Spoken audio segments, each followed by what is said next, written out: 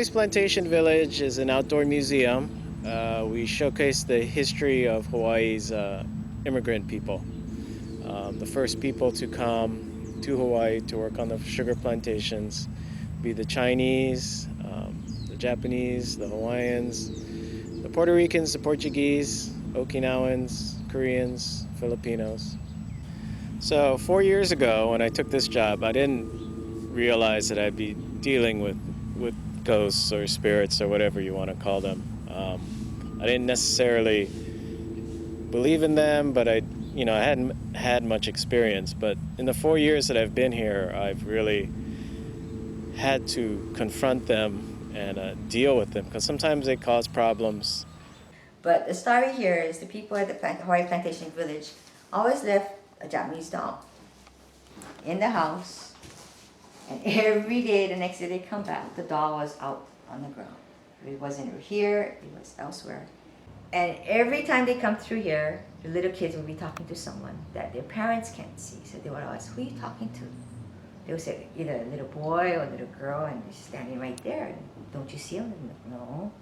So one incident, they had a festival here, and the mom found her little girl here, talking story, took her out, they went around, and she lost her little girl. So they went looking for her, and the mom had a feeling she was here. So she came back here. The little girl was sitting on the ground, talking to her imaginary friend.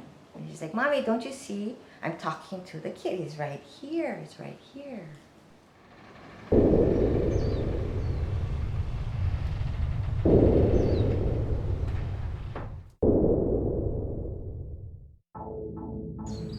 We discovered there was a female ghost, a girl ghost, in the Portuguese house. We were first made aware of her presence by a particular docent who had taken a group of visitors into the house.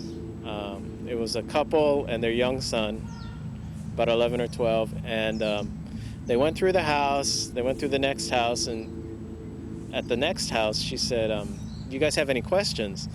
And the boy raised his hand, he said he had a question, and the docent said, what do you want to know? And he said, who was that girl standing behind you in the first house, which is the Portuguese house? The docent didn't really get too alarmed, but she came to tell me about this. And she said there was nobody else with them. But during that time, people would report things, that the door would suddenly close by itself, even though the wind wasn't blowing. Sometimes the door was closed, and when they would open it up, it would be like opening an oven, they said. And then one day, somebody asked for a picture of the forno, the oven that we have in the back. I had a picture taken, and I sent it to this chef. And I hadn't told the chef anything about this. And he called me back, and he said, who's the girl in the photo? And so I pulled up the photo. I said, there's no girl in the photo. What are you talking about? And he said, no, look at the shadow on the oven. He said, there's a shadow of a girl. So once we were leading a group of 2 Japanese tourists, these young women, and we were standing in the Japanese kitchen. And as I was explaining about the plantation and the kitchens and stuff like that, 2 pots on the wall kind of banged together. So I stopped, I listened to that, and they asked me, what was that? And I said, I don't know. So I just went on. And as I was going on, again it happened. Just the 2 pots banged together. And again they asked, what was that? And I don't know much Japanese, but I told them obake. And as soon as I told them that, they just took off. They just ran out of that house, and I had to chase them down further along in the village.